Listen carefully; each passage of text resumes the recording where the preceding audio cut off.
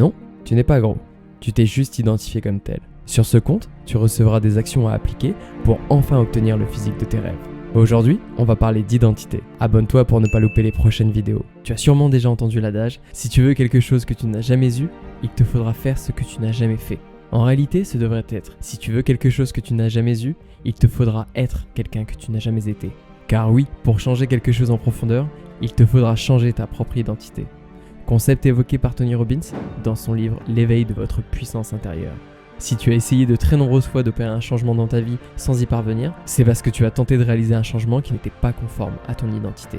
En modifiant la façon dont tu te définis, tu pourras transformer la qualité de ta vie. Si tu as de l'embonpoint, tu te considères peut-être comme étant une personne grosse. À chaque fois que tu tentes de modifier ton apparence et commences à perdre du gras, tu reprends inévitablement tes kilos.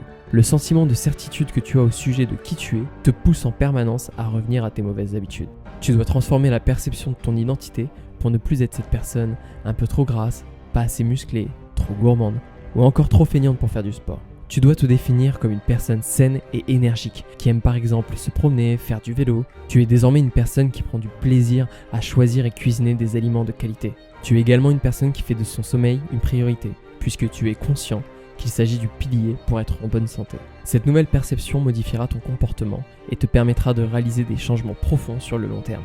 La façon dont tu définis ton identité définit ta vie. Elle peut être limitante ou aux possibilités infinies. Tu dois prendre conscience quelle est la cause de ta douleur actuelle. C'est pourquoi tu dois décider dès à présent qu'être le papa ours, le bon copain ou encore la ronde de la famille, ce n'est plus ce que tu souhaites être. Tu deviens ce que tu crois être. Prends quelques minutes pour te poser la vraie question. Qui suis-je ? Une profession ? Un statut familial ? Financier ? Sois enthousiasmé à l'idée d'écrire qui tu souhaites être.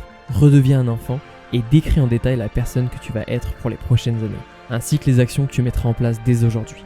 Élabore un plan qui puisse te permettre d'être certain que tu vivras pleinement en accord avec qui tu es. Tu dois être convaincu.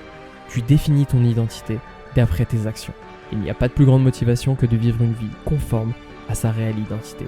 Si tu emploies chaque jour ta nouvelle définition pour te décrire, elle deviendra ta nouvelle identité. Ne l'oublie pas, tu peux changer dès à présent pour obtenir la vie que tu as toujours voulu.